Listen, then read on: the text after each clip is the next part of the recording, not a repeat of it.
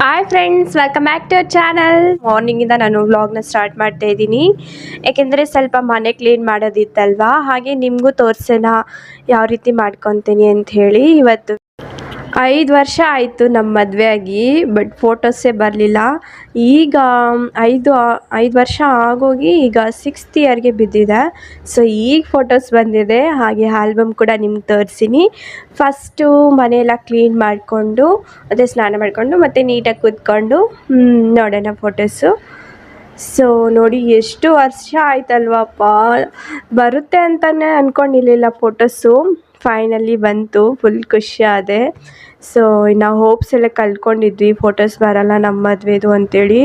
ಯಾಕೆಂದರೆ ಯಾರಿಗೆ ಅನಿಸಲ್ಲ ಹೇಳಿ, ಅದು 5 ವರ್ಷ ಆದಮೇಲೆ ಬರುತ್ತೆ ಅಂತ ಕೂಡ ಅಂದ್ಕೊಂಡಿರಲಿಲ್ಲ. ಇಷ್ಟು ವರ್ಷ ಆದಮೇಲೆ ಬಂದಿದೆ ಫೋಟೋಸು. ಫೈನಲ್ ಹೇಗೋ ಒಂದು ಬಂತಲ್ವ, ನೋಡೋಕ್ಕೂ ಚೆನ್ನಾಗಿದೆ ಸಿಂಪಲ್ಲಾಗಿ. ಸೊ ಅದೇ ಒಂದು ಖುಷಿ ಆಯಿತು. ಇನ್ನು ಬನ್ನಿ ಈಗ ಮನೆ ಕ್ಲೀನ್ ಮಾಡ್ಕೊಳ್ಳೋಣ.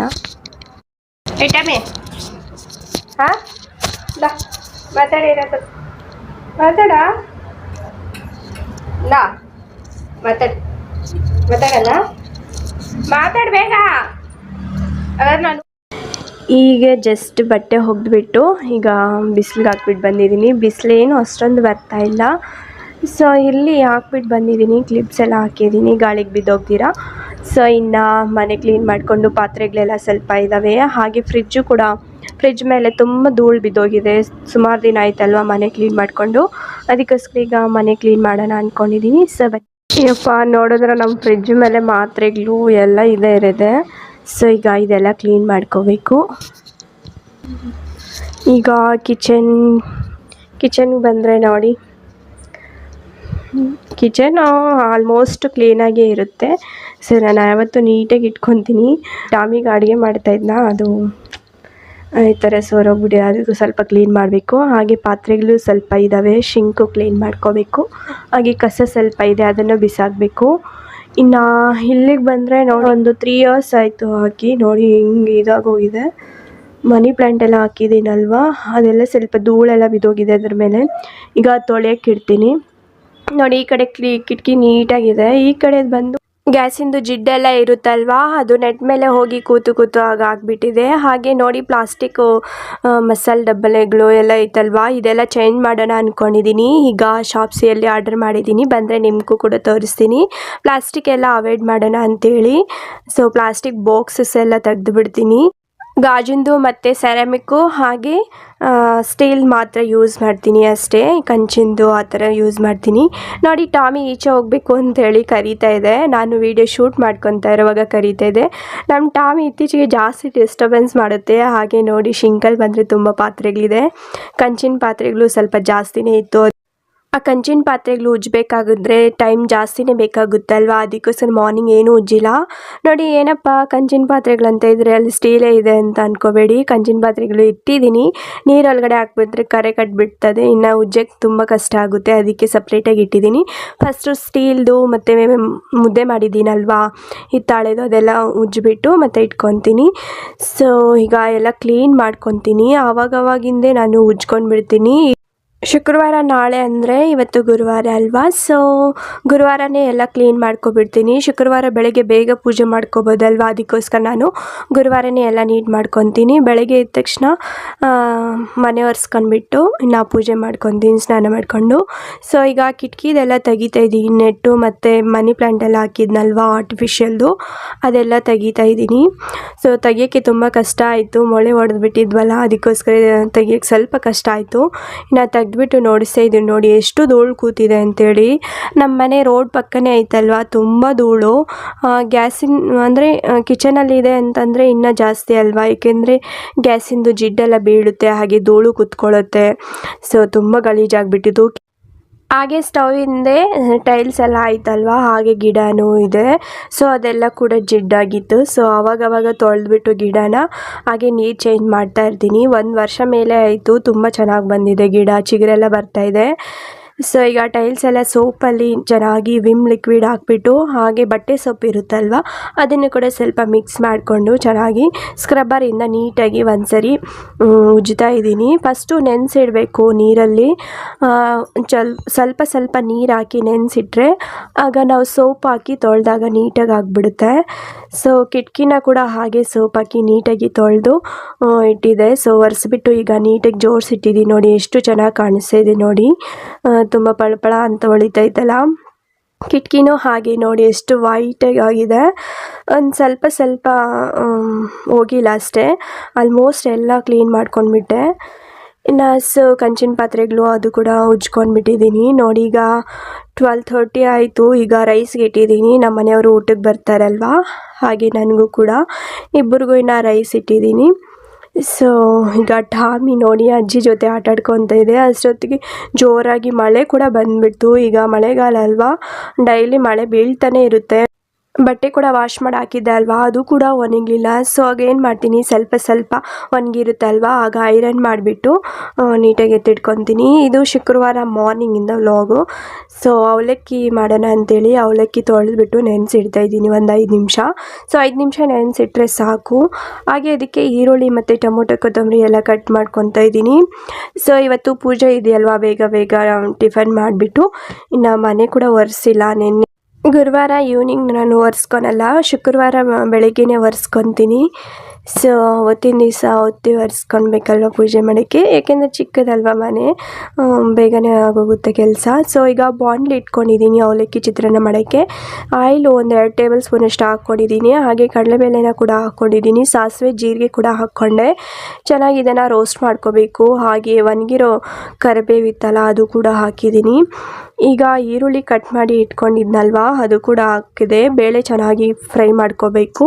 ಫ್ರೈ ಆದ ನಂತರ ಈರುಳ್ಳಿನ ಹಾಕ್ಕೊಂಡಿದ್ದೀನಿ. ಚಿಕ್ಕದಾಗಿ ಕಟ್ ಮಾಡ್ಕೊಂಡಿದ್ದೀನಿ ಈರುಳ್ಳಿ. ಸೊ ಈರುಳ್ಳಿ ಒಂದು 50% ಬೆಂದಮೇಲೆ ಟೊಮೆಟೊ ಕೂಡ ಹಾಕಿದ್ದೀನಿ. ಟೊಮೊಟೊ ಸ್ವಲ್ಪ ಫ್ರೈ ಆಗೋಕ್ಕೆ ಸಾಲ್ಟ್ ಕೂಡ ಸ್ವಲ್ಪ ಹಾಕ್ಕೊಂಡೆ.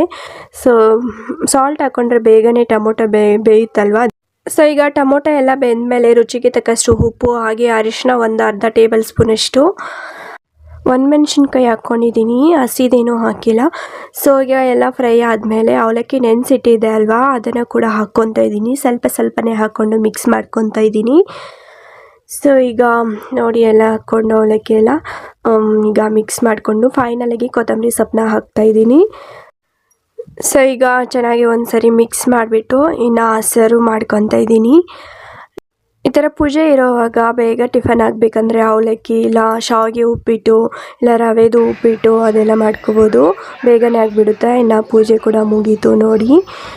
ಶುಕ್ರವಾರ ಸ್ವಲ್ಪ ಬೇಗನೆ ಪೂಜೆ ಮಾಡ್ಕೊಬಿಡ್ತೀನಿ. ವುಡೆನ್ದು ಪೀಸ್ ಇತ್ತು, ಸೊ ಅದಕ್ಕೆ ಡೆಕೋರೇಷನ್ ಮಾಡ್ಕೊತಾ ಇದ್ದೀನಿ. ಈಗ ಪೇಂಟ್ ಹೊಡೆದ್ಬಿಟ್ಟಿದ್ದೀನಿ. ಬ್ಲೂ ಕಲರು ಮತ್ತು ರೆಡ್ ಕಲರ್ನ ಹೊಡೆದಿದ್ದೀನಿ. ಈಗ ವೈಟ್ ಕಲರಲ್ಲಿ ನಾನು ರಂಗೋಲಿ ಹಾಕ್ಕೊತಾ ಇದ್ದೀನಿ. ಈ ರೀತಿ ಚುಕ್ಕೆ ರಂಗೋಲಿ ಹಾಕ್ಕೊಂಡ್ರೆ ತುಂಬ ಚೆನ್ನಾಗಿರುತ್ತೆ. ನೋಡಿ ಎಷ್ಟು ಚೆನ್ನಾಗಿ ಕಾಣಿಸ್ತಾ ಇದೆ ಅಲ್ವಾ. ಇದು ಏನಕ್ಕೆ ಈ ರೀತಿ ಡೆಕೋರೇಷನ್ ಮಾಡ್ಕೊತಾ ಇದ್ದೀನಿ ಅಂದರೆ ಮುಂದಿನ ವ್ಲಾಗಲ್ಲಿ ಬರುತ್ತೆ, ಖಂಡಿತ ತೋರಿಸ್ತೀನಿ. ಈಗ 5 ಚುಕ್ಕೆ ಇಟ್ಕೊಂಡಿದ್ದೀನಿ. ಸೊ ನೋಡಿ ಈಗ ರಂಗೋಲಿ ಹಾಕ್ತಾಯಿದ್ದೀನಿ. ನನಗೆ ಅಷ್ಟೊಂದು ಚುಕ್ಕೆ ರಂಗೋಲಿ ಬರಲ್ಲ ತಿರುಗಿಸ್ಲಿಕ್ಕೆ. ಸೊ ನನಗೆ ಯಾವ್ದು ಬಂದಿದೆಯೋ ಅದನ್ನು ಮಾತ್ರ ಹಾಕ್ಕೊತಾ ಇದ್ದೀನಿ. ಇದಾದರೆ ಈಸಿಯಾಗಿ ಬಂದುಬಿಡುತ್ತೆ. ಈ ರೀತಿ ಚಿಕ್ಕ ರಂಗೋಲಿ ಹಾಕಿದ್ರೆ ತುಂಬ ಚೆನ್ನಾಗಿರುತ್ತೆ ನೋಡೋಕ್ಕೆ. ಈಗ ಫೈನಲಾಗಿ ತೋರಿಸ್ತೀನಿ ಹೇಗಾಗಿದೆ ಅಂತೇಳಿ. ಈಗ ಬಾರ್ಡರ್ ಒಂದು ಸೈಡ್ ಹಾಕ್ಕೊತಾ ಇದ್ದೀನಿ. ಈ ಕಡೆ ಆ ಕಡೆ ಒಂದೇ ಬಾರ್ಡರ್ ಹಾಕ್ಕೊಂಡೆ.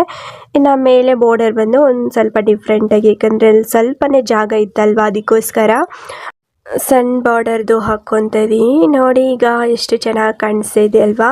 ನನಗೆ ಅಂತೂ ಈ ಥರ ಪೇಂಟ್ ಹಾಕ್ಕೊಂಡು ವುಡನ್ ಇದಕ್ಕೆ ಈ ಥರ ರಂಗೋಲಿ ಹಾಕಬೇಕಂದ್ರೆ ತುಂಬಾ ಇಷ್ಟ. ಹಾಗೆ ಬಾಟಲ್ಗೂ ಕೂಡ ಪೇಂಟ್ ಮಾಡ್ತಾ ಇರ್ತೀನಿ ಯಾವಾಗಾದರೂ ಫ್ರೀ ಇದ್ದಾಗ.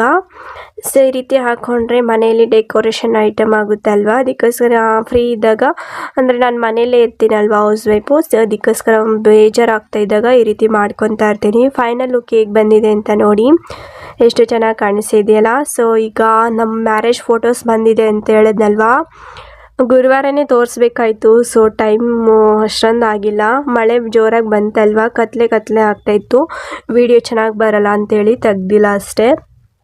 ಸೊ ಈಗ ನೋಡಿ 2 ಆಲ್ಬಮ್ ಬಂದಿದೆ. 2 ಆಲ್ಬಮಲ್ಲಿ ಒಂದು ರಿಸೆಪ್ಷನ್ದು ಇನ್ನೊಂದು ಮುಹೂರ್ತದ್ದು ಬಂದಿದೆ. ಸೊ ಈಗ ಫೈನಲಾಗಿ ನಮ್ಮ ಫೋಟೋಸ್ ಬಂತಲ್ವ, ಅದೇ ತುಂಬ ಖುಷಿ ಆಯಿತು. 5 ವರ್ಷ ಆದಮೇಲೆ ಬಂದಿದೆ ನೋಡಿದ್ರಾ. ಬರಲ್ಲ ಅಂತ ಅಂದ್ಕೊಂಡಿದ್ದೆ, ಫೈನಲಾಗಿ ಹೇಗೋ ಬಂತು. ಫಸ್ಟು ಶೀಟ್ ಬಂದೈತಲ್ವ ಆಲ್ಬಮಲ್ಲಿ, ಅದು ಟ್ರಾನ್ಸ್ಪರೆಂಟು. ಸೊ ಅದಕ್ಕೆ ಒಂದು ಶೀಟ್ ಬಂದು ಅದೆಷ್ಟೋ ಹೇಳಿದ್ರು, ಮರ್ತೋದೆ. ಸೊ ನಮ್ಮ ಮನೆಯವರು ಹೋಗಿ ತಗೊಂಡು ಬಂದಿದ್ದು. ನೋಡಿ, ಫಸ್ಟು ನಂದು ಅರಿಶಿನ ಶಾಸ್ತ್ರ ನಡೀತಾ ಇದೆ. ನಮ್ಮ ಸೋದರ ಮಾವ ಇರ್ತಾರಲ್ವ, ಅವರೇ ನಮಗೆ ಫಸ್ಟು ಕಾಲುಂಗುರ ಹಾಕಿ ಅರಿಶಿನ ಎಲ್ಲ ಇಡ್ತಾರೆ. ಸೊ ಸೋದರ ಮಾವ ಯಾರಿರ್ತಾರೆ ಅವರು ಫಸ್ಟು ನನಗೆ ಅರಿಶಿನ ಇಕ್ಬಿಟ್ಟು, ಸೊ ಕಾಲುಂಗುರ ಹಾಕಿದ್ಮೇಲೆ ಇನ್ನು ಬೇರೆಯವರು ಇರ್ತಾರಲ್ವ ನಮ್ಮ ರಿಲೇಟಿವ್ಸು, ಅವರೆಲ್ಲ ಒಬ್ಬೊಬ್ಬರಾಗಿ ಬಂದು ಅರಿಶಿನ ಇಡ್ತಾ ಇದ್ದಾರೆ. ಹಾಗೆ ಫೋಟೋಸ್ ಕೂಡ ತಕ್ಕೊಂಡ್ರು, ವಿಡಿಯೋ ಕೂಡ ಇದೆ. ಸೊ ಅದು ಪೆನ್ ಡ್ರೈವಲ್ಲಿ ಇದೆಯಲ್ವಾ, ಅದಕ್ಕೆ ಹಾಗೆಲ್ಲ ತೋರಿಸಿಕೆ. ಸೊ ಈಗ ನೋಡಿ ಒಬ್ಬೊಬ್ಬರಾಗೆ ಬಂದು ಅರಿಶಿನ ಇಡ್ತಾರೆ. ಫೈನಲಿ ಎಲ್ಲ ಅರಿಶಿನ ಎಲ್ಲ ಇಟ್ಟಾದಮೇಲೆ, ಶಾಸ್ತ್ರ ಎಲ್ಲ ಮುಗಿದ್ಮೇಲೆ ನೋಡಿ ಎಲ್ಲರೂ ಒಂದು ಗ್ರೂಪ್ ಫೋಟೋ ತಗೊಂಡ್ವಿ. ನಮ್ಮ ಅಮ್ಮ, ಇವರು, ಹಾಗೆ ನಮ್ಮ ಅಕ್ಕ, ನಮ್ಮ ಅಣ್ಣ, ಇವರೆಲ್ಲ. ಇನ್ನು ಕೆಲವರು ಮಿಸ್ ಆಗಿಬಿಟ್ಟಿದ್ದಾರೆ. ಹಾಗೆ ನಮ್ಮ ಮನೆಯವ್ರದ್ದು ಅರಿಶಿನ ಶಾಸ್ತ್ರದ್ದು ಫೋಟೋಸೇ ಬರಲಿಲ್ಲ, ಅವರು ಸರಿಯಾಗಿ ಕೊಡಲೇ ಇಲ್ಲ. ಫಸ್ಟು ಫೋಟೋಗ್ರಾಫರ್ ಕೊಟ್ಟಿದ್ವಲ್ಲ, ಅವರು ಆಲ್ಬಮ್ ಮಾಡಿಕೊಡ್ಲಿಲ್ಲ. ಸೊ ಪೆನ್ ಡ್ರೈವ್ ನಾವೇ ತಗೊಂಡೋಗಿ ಕೊಟ್ಟು ಅವ್ರ ಹತ್ರ ಹಾಕ್ಸ್ಕೊಂಡು ಇಲ್ಲಿ ಬ್ಯಾಂಗ್ಳೂರಲ್ಲಿ ಯಲಹಂಕದಲ್ಲಿ ಕೊಟ್ವಿ. ಸೊ ಅವ್ರು ನೋಡಿದ್ರೆ ಇಷ್ಟು ವರ್ಷ ಆದಮೇಲೆ ಕೊಟ್ಟಿದ್ದಾರೆ, 4 ಇಯರ್ಸ್ ಆದಮೇಲೆ. ಸೊ ಈಗ ನೋಡಿ ಚೌಟ್ರಿಗೆ ಬರ್ತಾ ಇರೋದು ನಮ್ಮ ಮನೆಯವರು. ನಾವು ಕಲಶ ತಗೊಂಡು, ಇವರು ಇದು ಅಕ್ಕ ಮತ್ತು ಅವರಪ್ಪ, ಅಮ್ಮ, ನಮ್ಮ ಮನೆಯವರು ನೋಡಿ ಎಲ್ಲರೂ ಬರ್ತಾ ಇದ್ದಾರೆ.